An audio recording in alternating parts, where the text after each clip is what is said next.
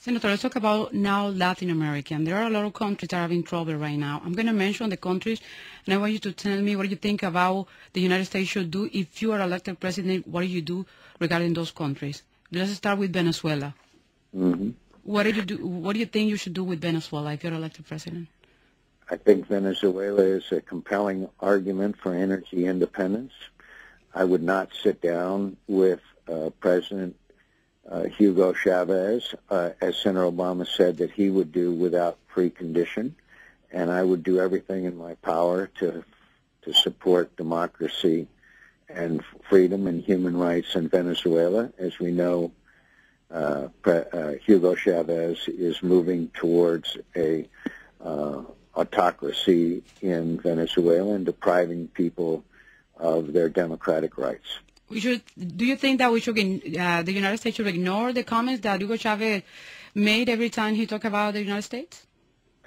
I think we should not dignify Hugo Chavez in any way, and we should become independent of foreign oil, and we should advocate strongly for the preservation of democracy in Venezuela.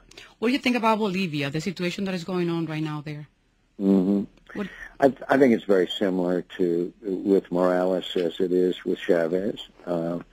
They are very similar, and I would basically say the same thing.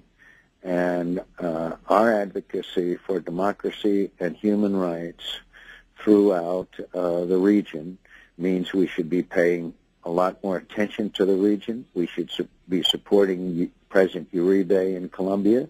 We should be in support of free trade agreements, and Senator Obama has opposed the free trade agreements. I support them. It'll be good for the economies and good for democracy.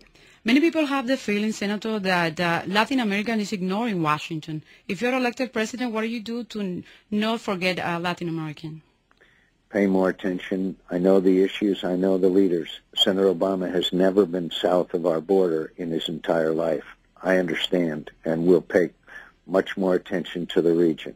Since we are here in Miami, let's talk about Cuba. What do you think should happen in Cuba, or the United States to handle the situation with Cuba? I think that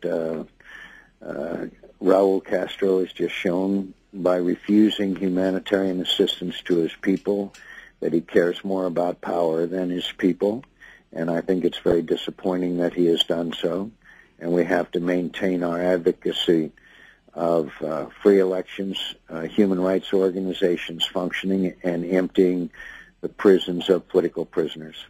Senator, finally, let's talk about Spain. If you're elected president, would you be willing to invite President José Luis Rodríguez Zapatero to the White House to meet with you? I would be willing to meet with those leaders who are friends and want to work with us in a cooperative fashion. And by the way, President Calderón of Mexico is fighting a very, very tough fight against the drug cartels. And I'm glad we are now working in cooperation with the Mexican government on the Merida plan. And I intend to move forward with relations and invite as many of them as I can, of those leaders, to the White House. Will that invitation be extended to the Zapatero government, to the president itself? Honestly,